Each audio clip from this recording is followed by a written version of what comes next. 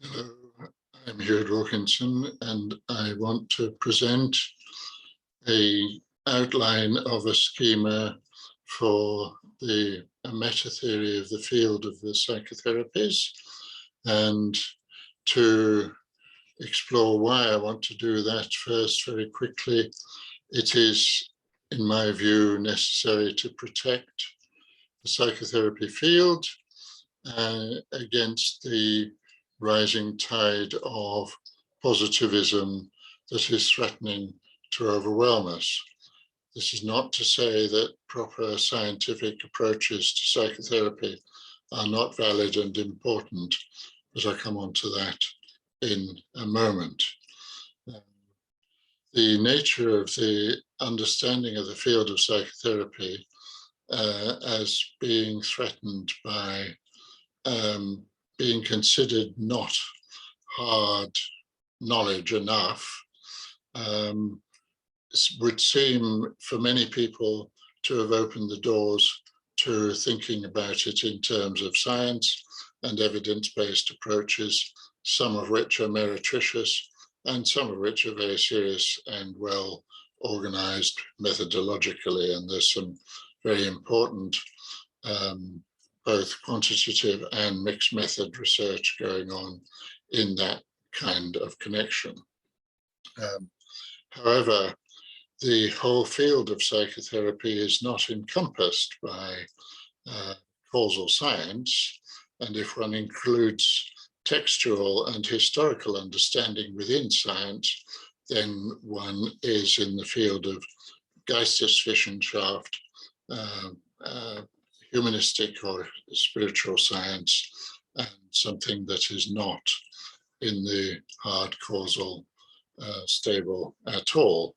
So I want to open up why I think that we actually need to be more radical than simply, as was envisaged both in the UK and Ireland and in the European Association for Psychotherapy, to think about a cluster of supermodalities such as CBT, psychoanalytical, humanistic, and family systemic, and others, because that breaks down the profession without unifying it. And obviously, there will be a very great competition who belongs in what and who's excluded and who's in and all those kind of things. And looking for a deeper approach, I came to think that developing a meta theory of the field would fulfill two functions. One, that it would actually give respectability and weight to the whole mission of psychotherapy in the world. It would not necessarily be in competition with science, but it would supplement it. And as a meta theory, it would incorporate it. And at the same time, it would move us forward from the apprenticeship model of training into our being a fully fledged academic discipline in our own right. So this is why I headed in this direction. In the context of European thought, this is to take a rather Kantian position. Immanuel Kant arrived on the scene in his most original form with the Critique of Pure Reason in 1781. And at that point, philosophy in Europe and in Britain was fairly much at a standstill and had methodologically run out of working and creative energy. And Kant transformed that situation with what he called transcendental methodology, transcendental analysis, transcendental deduction. And that is, in our modern terms, meta theory of the field. And since then, philosophy attained a new energy, a new weight, Kant's probably the greatest and most important mind in philosophy since Aristotle. And unless, of course, you're a Thomist. But in his lineage, there then followed people like Hegel, Schopenhauer, Husserl, Heidegger, Derrida in the Anglo-Saxon world, Wittgenstein in both his phases, or perhaps all three of his phases, and in the English-speaking world, in the 60s, there was a resurgence of Kantian work emerging out of linguistic philosophy, and also the later Russellian thinking in human knowledge, its scope and limits, ended up in a rather Kantian position in relation to the foundations of knowledge. So this seems to me a paradigm that the psychotherapies have signally not followed. Although Jung and Freud were both followers of Kant, and in the Kantian lineage via Schopenhauer and via Nietzsche, but at the same time, the psychotherapy field split, as we all know, on a huge scale.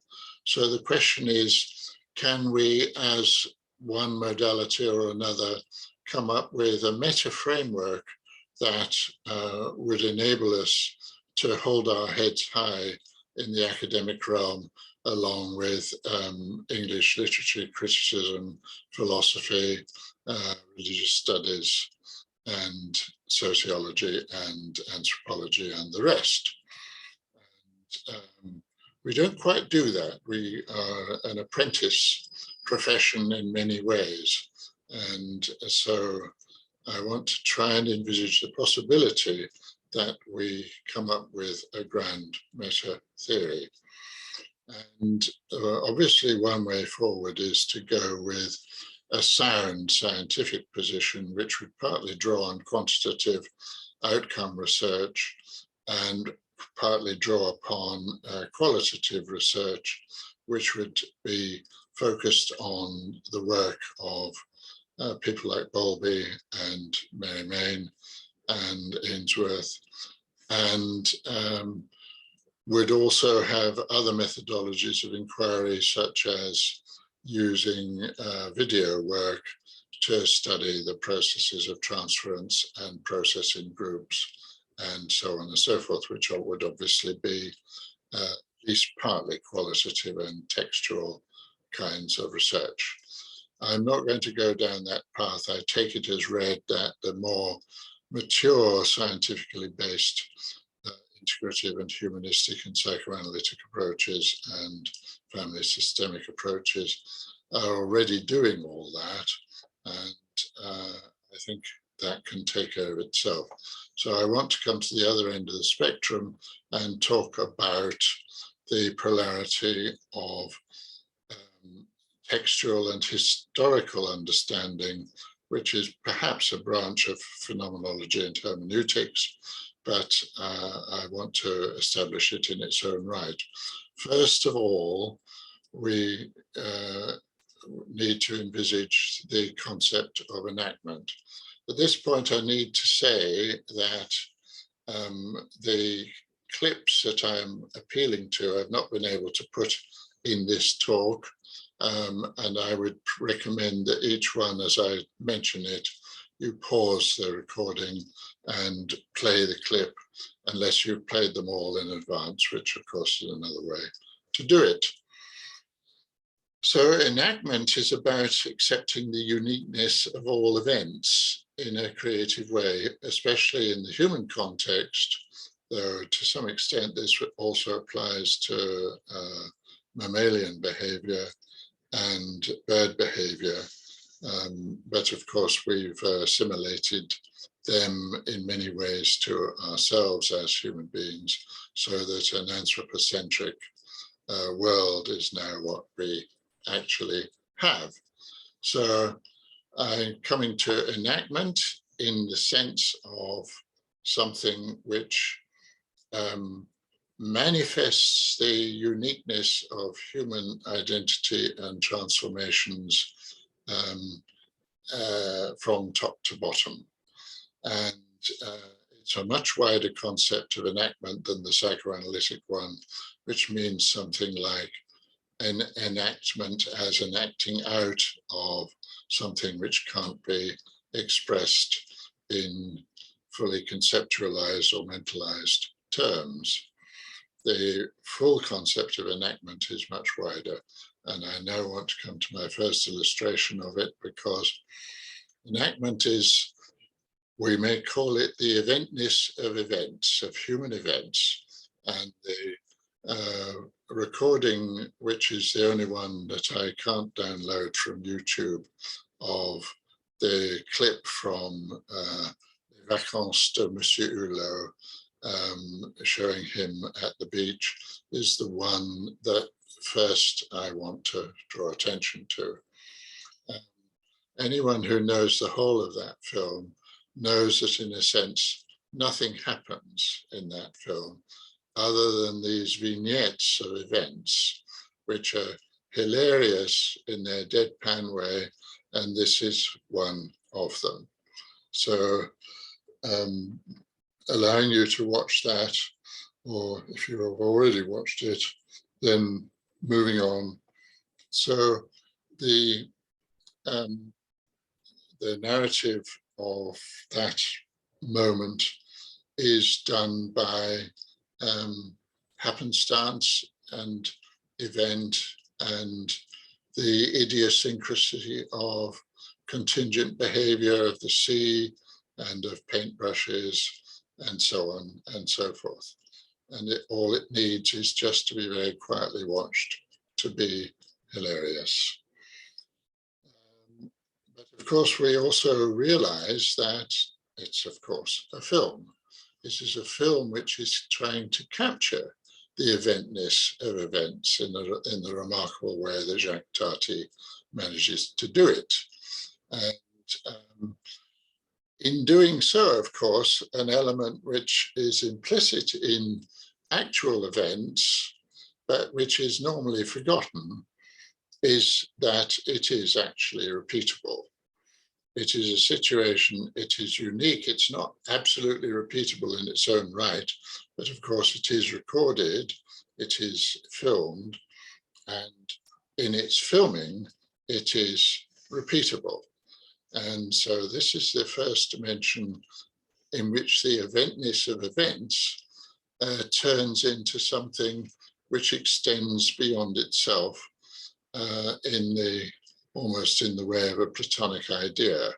It is infinitely repeatable. And so I go on to the second step in this argument, which is to think about repeatability as such. And for that, I turn to the second clip, which is the clip of the scene of I Am a God in Groundhog Day. And of course, one of the things that is clear about that is that the fact-fiction disjunction is dissolved in this whole way of thinking. There's a spectrum rather than an either-or between fact and fiction. And the play of this film is precisely to imagine that boundary is overcome, in that Groundhog Day implies the infinite repeatability, the repeatability with learning that we are talking about. And so again, the most casual and simple events, such as the dropping of a tray, are core to this particular process. And the traditions in the background of Groundhog Day, the Buddhist tradition in particular, and the eternal return of Nietzsche and Mircea Eliade are also in the background of this particular situation and have given rise to a very great deal of discussion. So that's the second step. We now have repetition with potential transformation. And the eventness of events, my argument is, becomes encapsulated and memorialized in its uniqueness, in its individuality, through the emergence of its historicity. Its historicity is what gives it identity, whether it's a repetition or whether it is an original event. And it is the historicity which I'm going to turn to in relation to the psychotherapy field. But I'll come to that in a moment or two. And I want to say now that the next step is to illustrate what historicity is. And here are the two advertisement clips. Wordsworth from the 1980s, which still is a film, a clip made in a world of in which history and historicity are honored and part of the culture. And just for non-English speakers, the Heineken advert in question about Wordsworth, the originals of those advertisements talk about the beer. It is the beer that reaches the parts that other beers cannot reach. And as such, the play of words in English is on parts and poets. This is the beer that reaches the poets that other beers cannot reach. It draws on the romantic poets in England, in Wordsworth in particular, one of his most famous poems, The Daffodils. And secondly, it draws on the music of the English composer Elgar and his Enigma variations, the Nimrod variation, which probably was the only piece of Elgar English music that Toscanini, for one, was prepared to conduct. And I think that also applies to some of the great German conductors like Klemperer also. And so some of you who are not brought up in the English tradition of music may not know it, but it's a very, very fine piece of music and absolutely aptly used in that advert. So 10 years later, we have the Guinness advert. The Guinness advert is in a long tradition of advertisements which are much more sparse verbally and textually than the Heineken adverts. But this one has gone full postmodern and is standing almost on its meaninglessness. Of course, meaninglessness is itself a textual matter. An absence of meaning is still meaning. And that is one of the great discoveries of the exploration of linguistics through Saussure and his successors via the understanding of difference. And the difference can include absence and hiatuses and so on and so forth. And that is implicit in this, even though there is a pseudo message about Guinness time in the advert, there is actually, it is a presentation of an image and a powerful underpinning of the image by a human behavior which seems quite random and arbitrary, but has its own charm as a dance and a set of permutations around the dance. So that transition in 10 years from a world in which history was still understandable and accepted as part of the general culture to one where, if you like, a theatre of the absurd has become the dominant way of experiencing the world is what I mean by historicity. And historicity in that sense emblematizes the eventness and the uniqueness of each moment, whatever moment we care to emphasize and develop and explore. Even the moments in which the meditation traditions seek to eliminate concepts of past and future and be in a pure present, this still, of course, takes place against the background of time and the paradox of atemporality and epiphanies of eternal experience in time, about which are spoken about in time posthumously, as it were, after they have ceased, is all part of the tapestry of historicity. Though it's very interesting of how many psychotherapies, as it were, wish to put the past and the future aside and be in a pure present. So I now come on to psychotherapy because I want to point out I can't today go into the whole business of the depth issues within psychotherapy. The darker side of psychotherapy is a profession which is partly a shadow profession, and the claims that are made by various psychotherapies, particularly psychoanalysis and Jungian approaches, that we are dealing with something which is uncanny, and at the core of human experience there is a kind of miasma or darkness, an opacity which we can't penetrate, and which nevertheless continues to influence us through the impingements on our egos, and to decentralize, decenter and destabilize our concepts of identity, which of course is at the other polarity from what Kant was claiming, although this particular way of thinking about human experience is also part of the long lineage from Kant.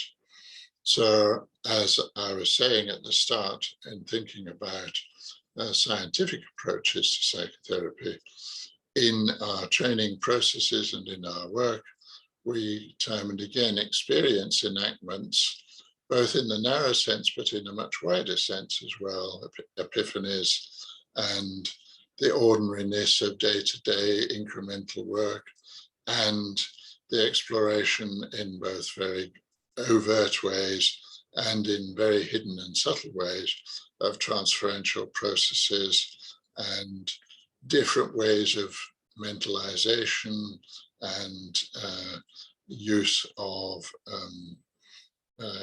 neurodiversity, including ordinary learning and so forth within that.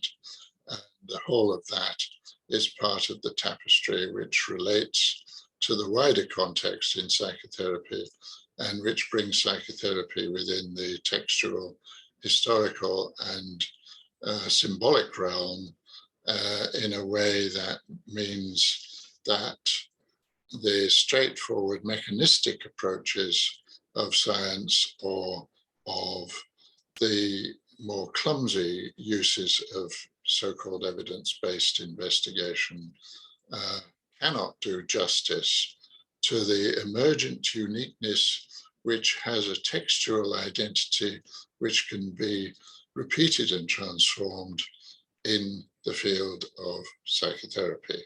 So my claim is that thinking about the eventness of events in terms of enactment, and then recognizing that repeatability and transformation lead to the historical identification of the identities in time of those events in their eventness, and that this gives a scope of understanding the psychotherapies which is not tied to the ideology of any particular modality, though obviously there can be discussions about that. This is what I am claiming. It's what may appear to be a very modest meta-theory, but I will try to develop it more fully in a second video in order to demonstrate that it actually has very deep grounds and great potential to function as a transcendental meta-theory of the field, despite the appearance that it is something as trivial, as it were, as Msr Hulot's holiday, or les Vacances de Msr Hulot. Thank you very much.